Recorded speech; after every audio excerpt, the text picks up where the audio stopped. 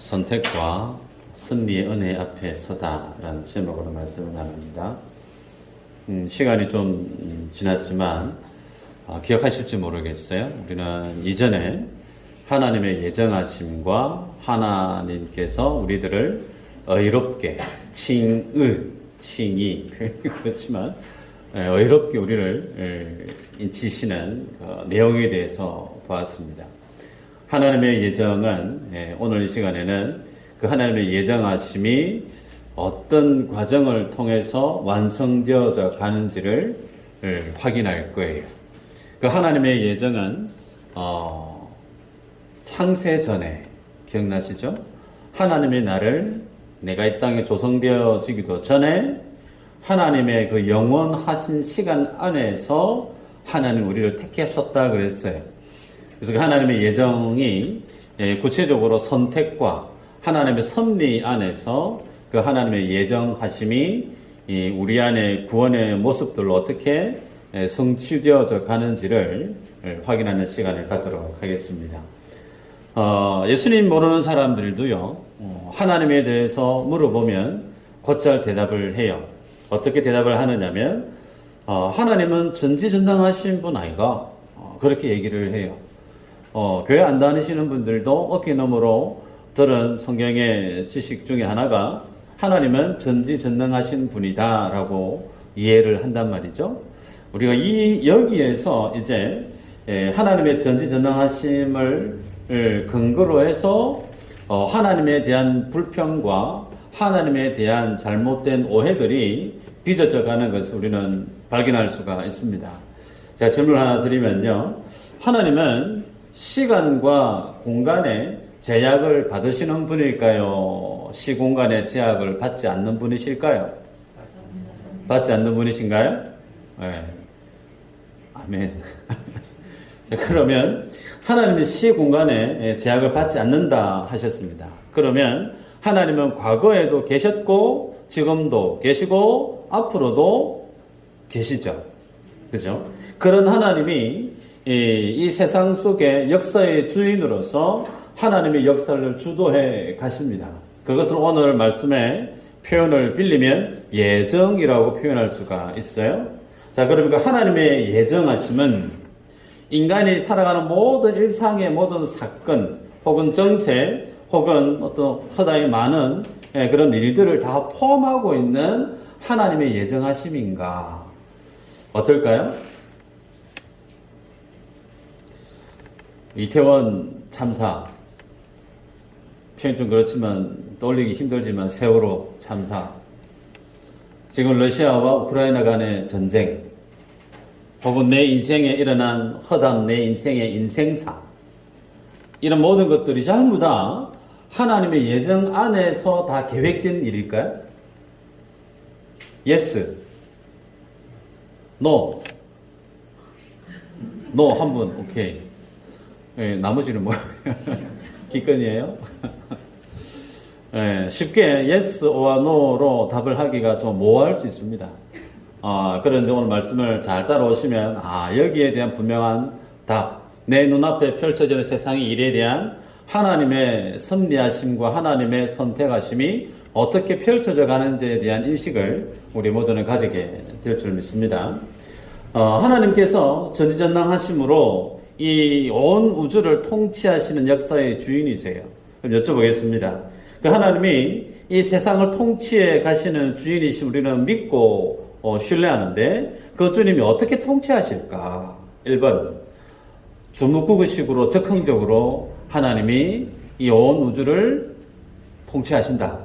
2번 하나님은 절대 그러신 분이 아니시고 원리 원칙 하나님의 계획을 세우시고 그 원리 원칙에 준해서 하나님의 나라 하나님의 역사를 추진해 가시는 분이시다.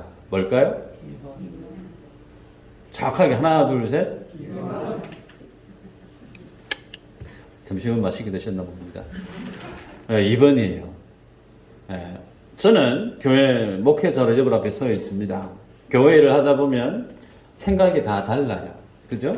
그 생각들을 하나로 합일점을 모아서 교회 일을 해감에 있어서 속도가 빨리 되어지기가 쉽지가 않아요. 가장 쉬운 길은 나를 따르라. 내가 이 교회 담임이야. 따르소. 막 끌고 가요. 그러면 교회 일은 빨리 돼요. 그죠? 쉽게 돼요. 그런데 그걸 따라오다 보면 뒤에서 코 펴리는 분이 있어요. 허걱대고 힘들어하는 분이 있어요. 하나님의 교회는 속도보다, 때로는 속도가 중요할 수 있지만 속도보다 뭐가 더 중요하냐면 힘들어하는 분이 없어야 돼요. 그래서 교회 일은 덕으로 하나님의 일들을 추진해가는 것이 맞습니다. 그건 저희의 입장이에요. 저의 목회 철학이에요. 그런데 하나님 입장을 한번 고려해 볼까요? 하나님의 일을 추진해 가십니다. 추진해 가시는데 인간에 대한 이해를 하나님이 필요로 하실까? 하나님의 일을 추진해 가시는데 인간의 입장에 대해서 하나님이 염두를 하실까? 이해를 요하고 허락을 요하고 입장을 고려해서 하나님의 그 일들을 추진해 가실까? 어떨까요? 그러지 않죠. 하나님은 주권자세요. 하나님은 통치자세요. 그러시기에 하나님은 인간의 이해에 필요하지 않습니다. 하나님 일을 행하실 때 있어서 하나님의 역사 순서는 인간의 입장, 힘든데요, 말 잘 못하는데요, 보낼 만한 사람 보내시죠. 모세가 하나님 앞에 항변했죠. 필요 없다는 거예요. 나 여호와가 하나님이 뜻하시고 행하시면 그냥 진행되는 겁니다. 그래서 인간의 연약함이나 인간의 입장에 따라서 하나님의 일이, 그 계획이 이렇게 되어졌다가 저렇게 되어졌다가 계속 수시로 바뀌어지거나 변경되어지는 그런 분이 아니시더라. 아멘인가요? 그러면 우리가 알 수 있는 것은 우리들 눈안에 보이는 모든 결과물들에 대한 이해를 이제 우리는 기준을 잡을 필요가 있죠. 에베소서 1장 11절을 보면 이렇게 기록하고 있어요. 모든 일을 그의 뜻의 결정대로 일하시는 이의 계획을 따라 우리가 예정을 입어 그 안에서 기업이 되었으니 그랬습니다.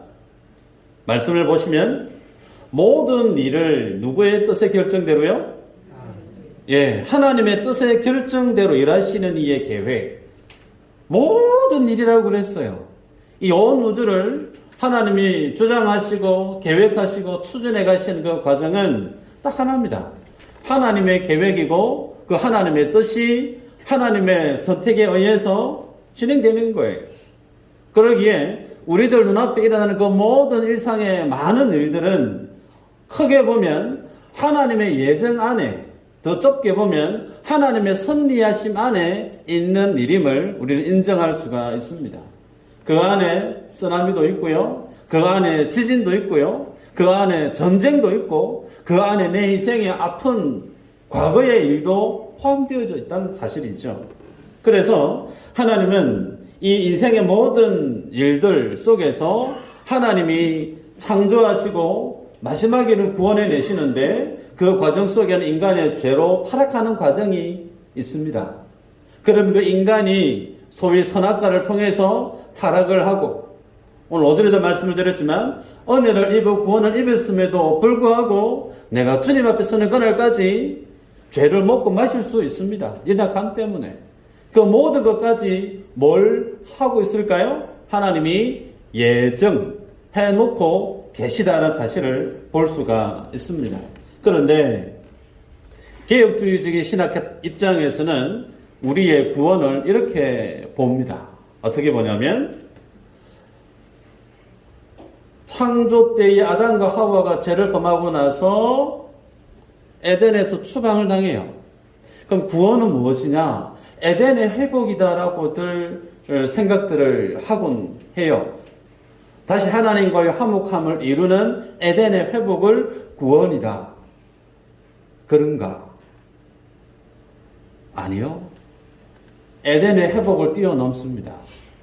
하나님은 창조 때부터 하나님이 예정하셨다고 그랬죠. 그 창조 안에 무엇도 포함되어 있을까요? 인간의 죄 지을 그 가능성까지도 하나님이 허용하고 계세요. 그 하나님이 구원하시면 창조에서부터 어디까지 쭉 연결되어 있느냐면 예수 그리스도의 십자가 사건으로 하나님이 구원하실 영원한 그 하나님의 구원, 계시록에서 보게 되어지는 새 하늘 새 땅에 대한 완성될 그 하나님의 나라에까지 하나님의 구원은 일직선상으로 하나의 일관성을 향해서 진행되어져 가고 있어요. 다시 얘기하면 하나님의 구원은 에덴의 회복을 뛰어넘습니다. 예수 그리스도로 기점을 해서 하나님의 새로운 창조, 전혀 인간의 자력으로 인간의 의지로 하나님 앞에 의롭게 살려고 하는 그 가능성을 제로 베이스로 만들어버려요. 그것을 깨닫게 하시는 도구가 뭐였죠? 율법입니다.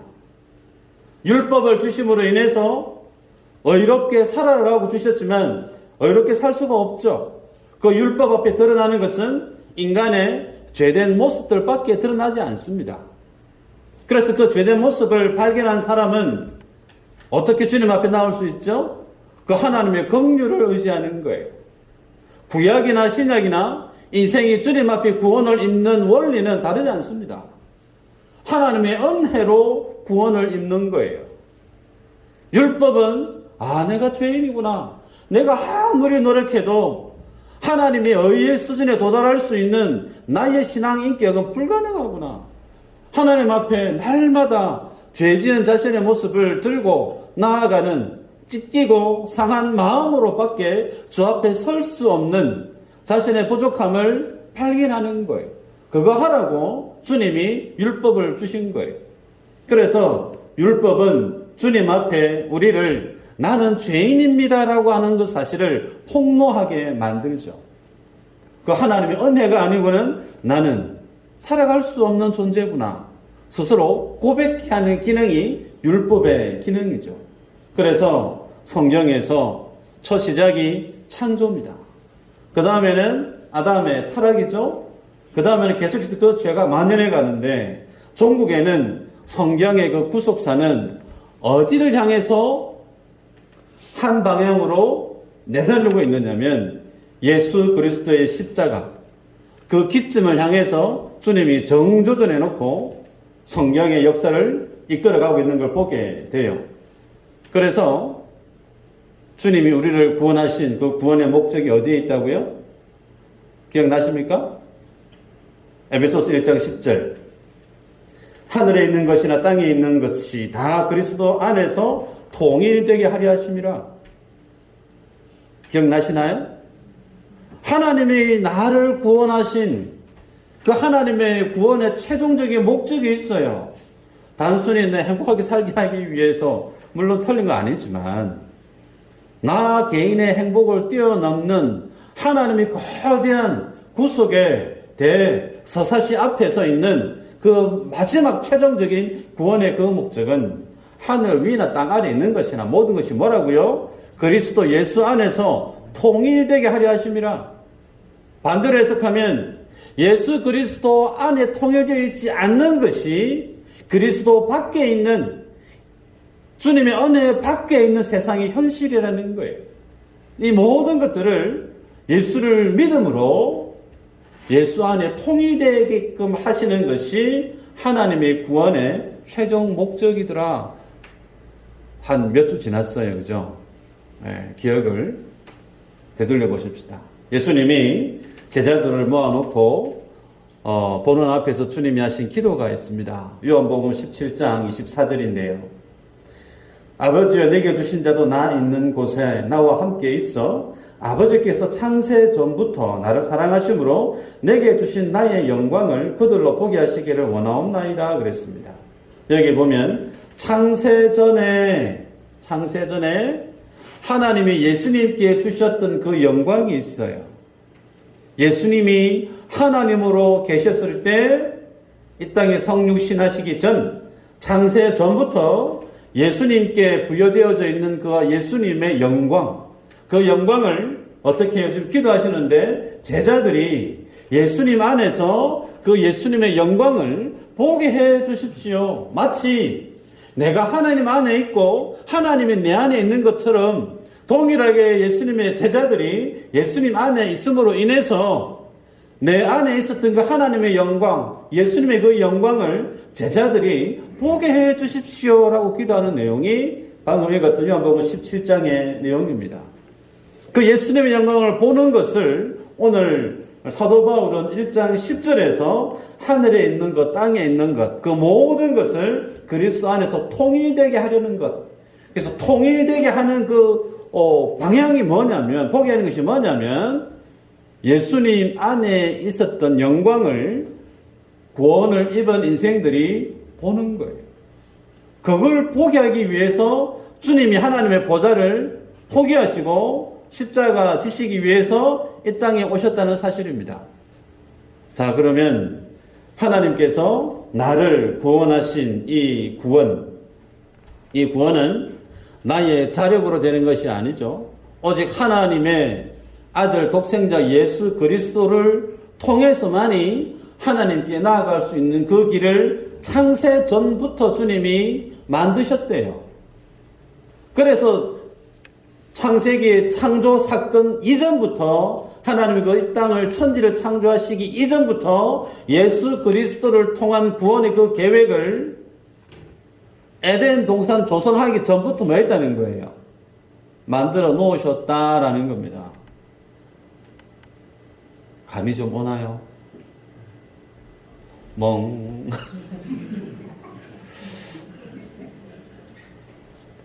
점심을 맛있게 드셔가지고 그분이 계속 오시죠. 좀 딱딱합니다. 이게 구원의 서정에 대한 내용을 잘 접하지 않고 고민을 갖지 않고 사셨던 분들은 복잡다, 뭔 말이고 잘 모르겠는데. 근데 따라오시면 은혜가 될 줄 믿습니다. 다시 얘기할게요. 하나님의 천지를 만드십니다. 에덴 동산을 만드세요. 근데 그 에덴 동산을 만드시기 이전부터 하나님 안에 있었던 그 구원의 계획은 예수 그리스도를 통한 구원에 의한 사건으로 하나님이 예정해 놓으셨다는 거예요.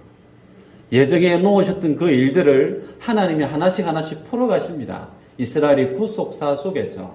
그걸 소위 계시 신학이라고 얘기를 해요. 계시. 있었던 것인데 보지 못한 거예요.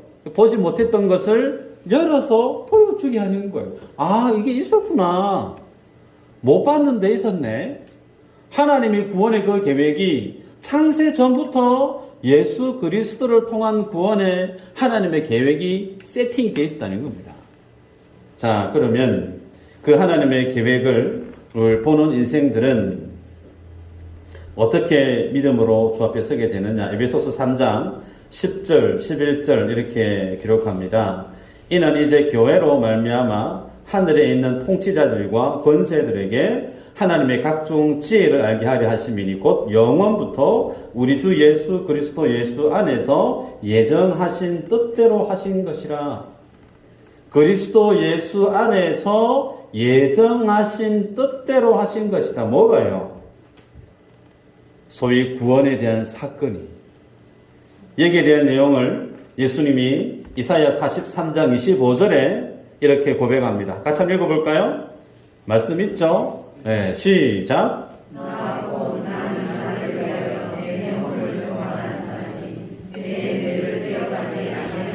아멘. 나는 누구예요? 하나님이죠. 하나님은 나를 위하여 네 허물을 도말하는 자다. 네 죄를 기억하지 않는다. 이 말의 의미는 하나님께서 인생을 구원하는 목적이 무엇 때문에 인생을 구원하시느냐? 하나님이 나를 너무 사랑하셔가지고 내가 너무 이쁘고 착하고 그래도 양심이 좀 발라서 주님이 나를 구원하시는 거. 물론 그거 틀린 거 아니에요. 그런데 성경은 뭐라는 거예요? 하나님 때문에. 하나님의 영광 때문에. 하나님 스스로 영광을 취하시기 위해서 여러분들을 구원해 내셨다는 거예요. 그래서 웨스트민스터 신앙 고백에 보면 사람의 첫 번째 될 목적이 뭐라고요? 하나님을 영원롭게 하고 영원히, 그건 안 배우셨나요? 기뻐하는 거. 하나님을 영원롭게 하고 하나님 영원히 기뻐하는 거. 그것이 인생의 구원의 삶의 이유고 목적이라고 그러죠. 동일합니다. 하나님이 여러분들 구원하신 이유는 주님이 여러분을 싫어하시는 거 아니 사랑하세요. 그러나 그 구원의 원류 첫 번째 되는 목적은 하나님의 영광 때문에 여러분을 구원하셨다는 사실이에요. 감상에 너무 듣지 마시길 바랍니다. 하나님이 나를 너무 사랑하셔가지고 나의 하나님, 우리 현대 교회들은 다 자기중심적으로 성경을 보려고 하는 그런 성향이 좀 강한 것 같아요. 성경의 내용을 보십시다. 내 중심이 아닌 성경의 중심. 성경의 중심은 나를 구원하는 목적이 하나님의 이름과 하나님의 영광 때문에 주님이 십자가를 지셨고 구원해 내셨다는 사실이에요. 자, 그러면 그렇게 주님이 나를 구원해 내신 그 주님이 나에게 구원을 어떻게 이루어 가시는지, 그 구원받는 과정 속에 하나님이 무엇을 허용하시고 이용하시는지 조금 더 보도록 하십시다. 잠언 16장 4절 같이 한번 읽어볼까요? 잠언 16장 4절 시작.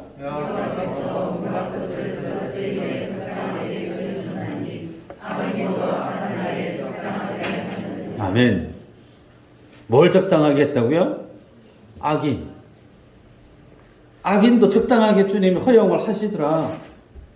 하나님이 하나님의 일들을 계획하시고 하나님의 택함을 입은 인생들을 구원해 내시는 종국에는 하나님의 그 만들어질 완성될 하나님의 나라를 일구음에 있어서 하나님이 심지어 악인들까지도 이용하시고 악인들이 인생 속에 개입하는 것을 허용하고 계시더라는 거예요. 성경의 예를 한번 찾아볼까요? 아브라함을 예를 들어 보십시다. 아브라함이 하나님을 만납니다. 하나님의 계시된 말씀을 듣고 살아가요. 근데 그가 믿음이 좀 모자라요. 남자가 좀 모자라는 구석이 많습니다. 근데 그랄 땅에 갑니다. 그랄 땅은 블레셋 땅이에요. 거기에 아비멜렉 왕이 있습니다. 그 왕 앞에 왕이 사는 그랄 땅에 들어가고 난 다음에 아브라함이 어떤 믿음의 행동을 하느냐면 자기 와이프 사라를 누이라고 속여요. 왜요? 너무 이뻐가지고. 아비멜렉 왕이 자신을 죽이고 자기 와이프를 데려가면 그것도 물론 문제지만 내가 죽는 게 두려워서 누이라고 하입시다. 입을 맞추고 그렇게 그 땅에서 사는 거예요. 그 내용을 알게 된 아비멜렉이 어떻게 합니까? 사라가 이뻐. 데리고 가요. 자기 집으로, 왕궁으로. 그죠? 하나님이 그 다음에 아비멜렉이 찾아가서 돌려놔야 돼. 혼난다? 돌려놔. 그 일이 또 있죠. 이전에 12장인가요? 보면 바로 왕에게도 똑같이 그 일을 아브라함이 해요. 그래서 그 시대에는 힘 있는 사람이 비록 남편이 있어도 그 남편을 제거하고 본인이 마음에 드는 여인을 취할 수 있었던 소위 힘이 모든 것의 기준이었던 그 시대에는 힘이 없는 사람은 자신의 생명을 지키기 위한 선택이 좀 부끄럽지만 그랬습니다. 그런데 하나님이 그런 과정을 주님이 허용을 합니다. 그뿐일까요? 출애굽에 대해서는 어떨까요? 바로 강팍한 그 바로 수요일마다 말씀을 보지만 그 강팍한 마음을 주님이 강팍하게 했더라 그렇게 말씀을 하죠. 여기에는 해석적 관점 두 개라고 그랬습니다. 하나님이 다른 사람에게는 유대인에게는 하나님 은혜를 주셔서 순종할 수 있는 은혜를 주셔서 그들이 말씀 앞에 나아갔지만 바로에게는 하나님이 그에게 은혜를 주지 않았기 때문에 타고난 자기 자신의 죄된 본성 그대로 내버려 두시죠. 그래서 바로가 악하게 이스라엘 백성들을 압제하죠. 그래서 하나님의 백성을 이끌어내신 그 과정을 보면 하나님은 세상에 군왕들을 들어 씁니다. 믿음 없고 하나님을 신뢰하지 않는 악한 이들을 들어 쓰셔서 어떻게 해요? 자신의 친백성인 이스라엘 백성들을 하나님의 나라의 백성으로 만들어가는 도구로 사용하고 계심을 성경을 통해 보게 됩니다. 그래서 하나님의 섭리와 하나님의 선택을 이해하지 못하는 다른 분들은 인생이 죄 가운데 살게끔 허용하시는 하나님에 대해서 하나님 불의한 거 아닌가? 하나님이 뻔히 선악과 만들어 놓으면 인생의 선악과 따먹고 실수할 걸 뻔히 알면서 하나님 왜 선악과를 만들어 가지고 이 고생을 시켰을까? 하나님 불의한 거 아닌가? 그렇게 얘기하시는 분들이 있어요. 여쭤봅니다. 지난 시간에 말씀을 드렸는데요. 하나님이 하시는 일이 선하고 의롭기 때문에 하나님이 선하신 분이고 하나님이 의로우신 분이라고 했죠.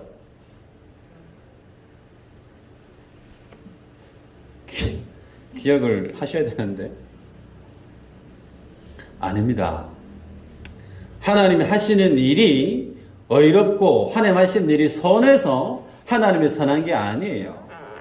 하나님 자신이 의롭기 때문에 하나님 자신이 선하시기 때문에 하나님이 하신 그 모든 일이 뭐하다 그랬어요? 선하다 그랬습니다. 인정하십니까? 그러면 그 하나님의 선한 일, 하나님께서 입으로 나오는 그 모든 말씀은 의롭다는 거예요.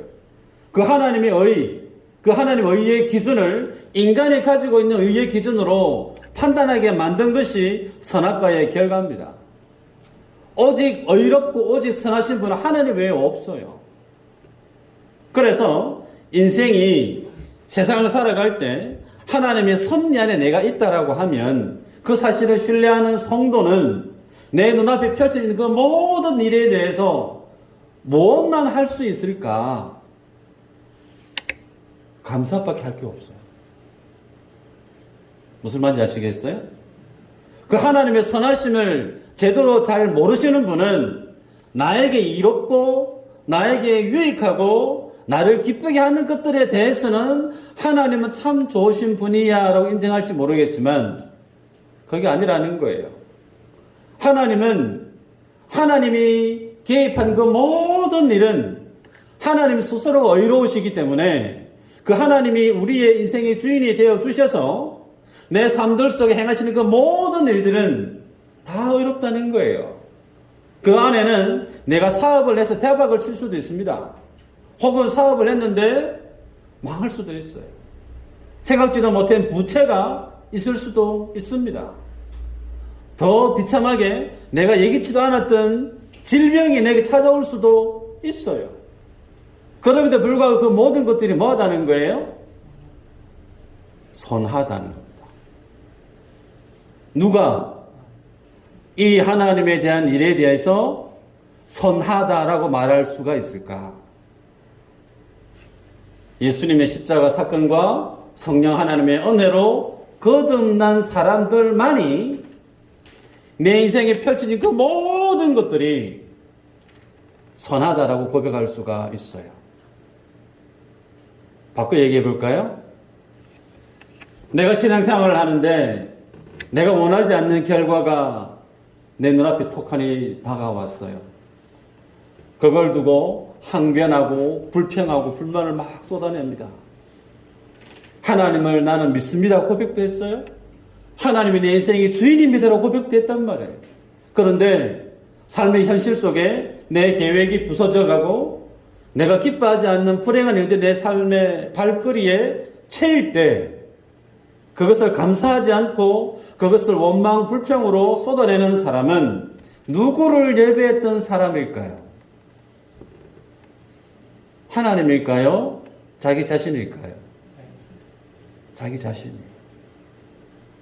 내 욕망, 내 기쁨, 내가 원하는 것을 붙들고 살아가면서 명분은 하나님이에요.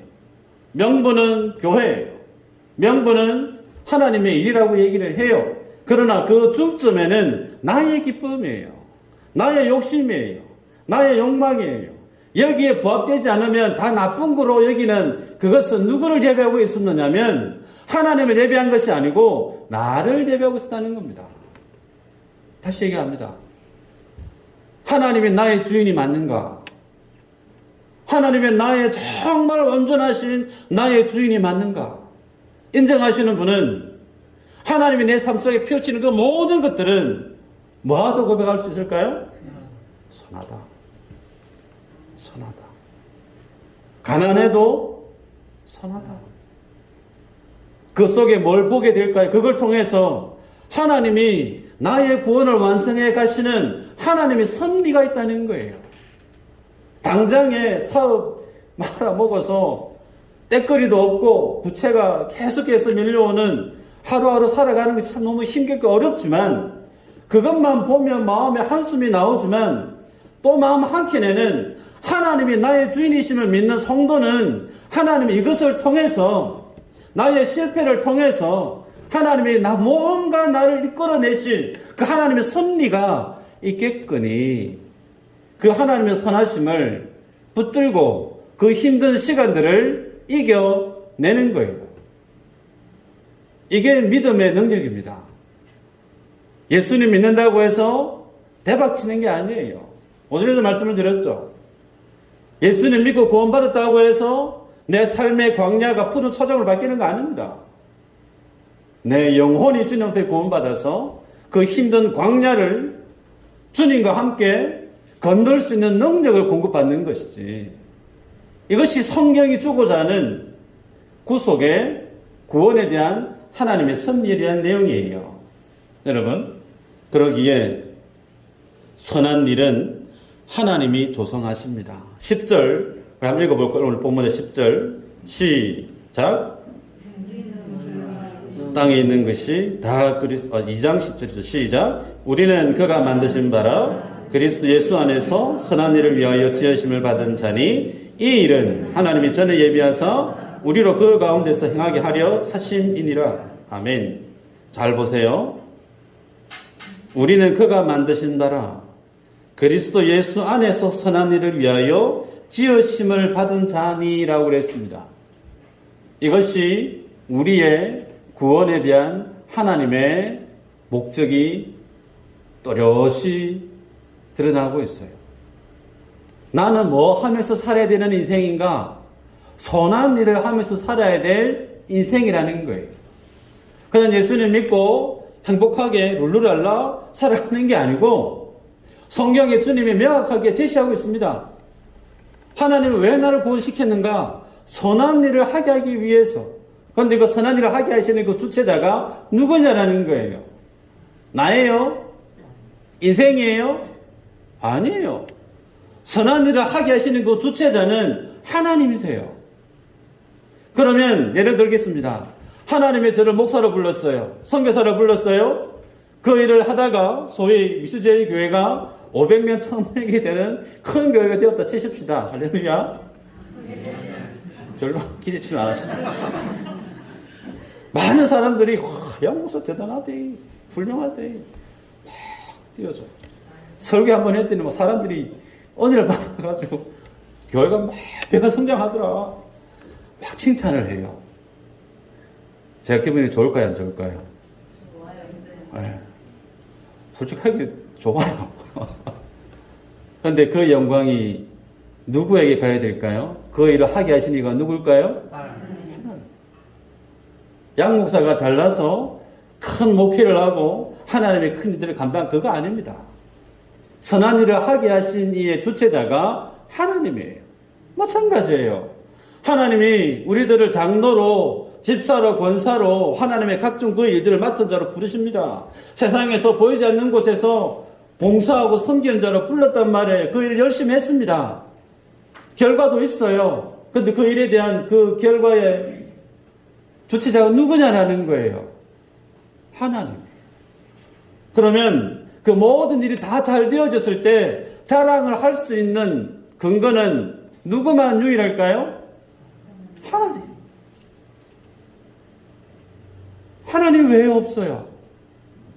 양 목사가 아무리 열심히 사역하고 충성하고 봉사해서 하나님의 교회를 어마어마하게 크게 부흥시켰다 하더라도 그것이 나의 영광이 될 수 있느냐? 절대. 하나님이 하신 일이기 때문에 하나님만 영광 받으시는 거예요. 아멘인가요?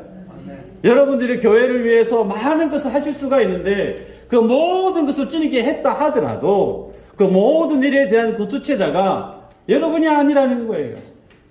여러분을 부르셔서 감동을 주셔서 할 수 있는 능력을 주셔서 내가 그 일을 했다라고 하면 그 일에 대한 감사와 영광의 주인공은 하나님이에요. 말씀을 맺을까요? 그 주님이 그 삶을 우리에게 허용하실 때 어떤 과정을 통해서 마무리하는가? 베드로전서 1장 5절 7절 한번 읽어보도록 하십시다. 베드로서 시작.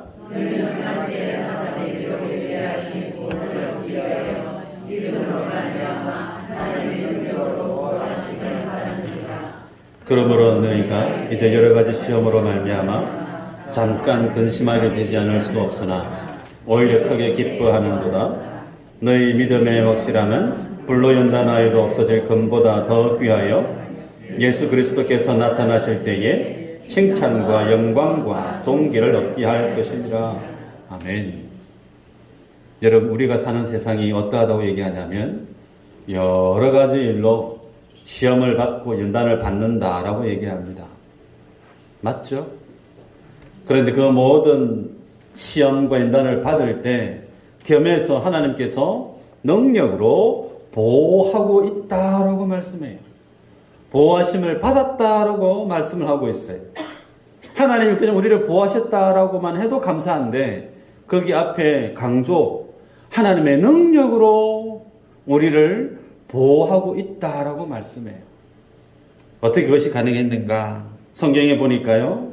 창세기 37장에 보면 요셉이 등장합니다. 요셉이 아버지 야곱의 심부름을 받고 형들에게 가는데 형들이 저기 멀리 오는 채석옷 입고 오는 요셉을 보고 그 중년이 뭐죠? 자, 꿈꾸는 자 오네. 잡아 죽이자. 잡아가지고 그냥 던졌는데 구덩이에 그때 물이 없었다라고 성경 기록하고 있어요. 구덩이에 물이 있었으면 어떻게 해요? 죽었을 수 있잖아요. 근데 죽이자고 해서 던졌는데 안 죽었어요. 그 상황 속에 중론이 있는데 그 중에 두 사람이 중재를 합니다. 러우벤과 유다죠. 죽이지 말자. 죽여서 우리가 유익이 뭐가 있노? 차라리 미디안 상인에게 팔자. 팔아요. 보디발 장군 집에 가서 가정 총리 역할을 충실히 합니다. 열심히 살아요. 그런데 누명을 쓰고 감옥에 가요. 감옥에 가서도 변함없는 것이 뭐냐면 성경은 통일되게 요셉에 대해서 형통하였더라라고 얘기합니다. 형통하였더라. 기찰 일이죠.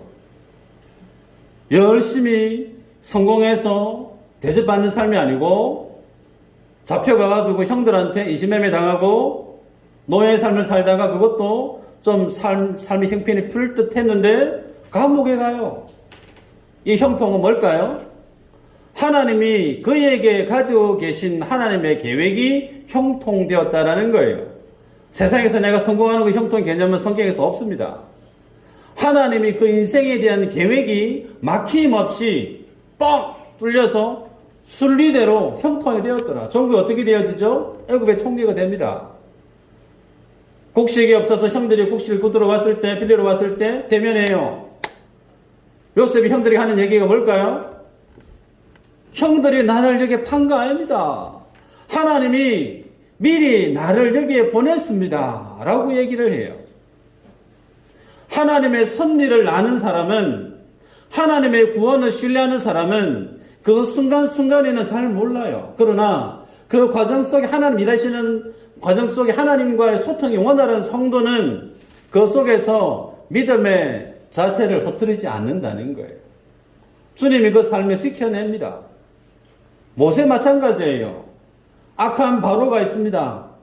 모든 유대 남자 날개에 집어 던져 죽이라고 그랬습니다. 그 명령 때문에 모세가 날개에 집어 던져져요. 그죠?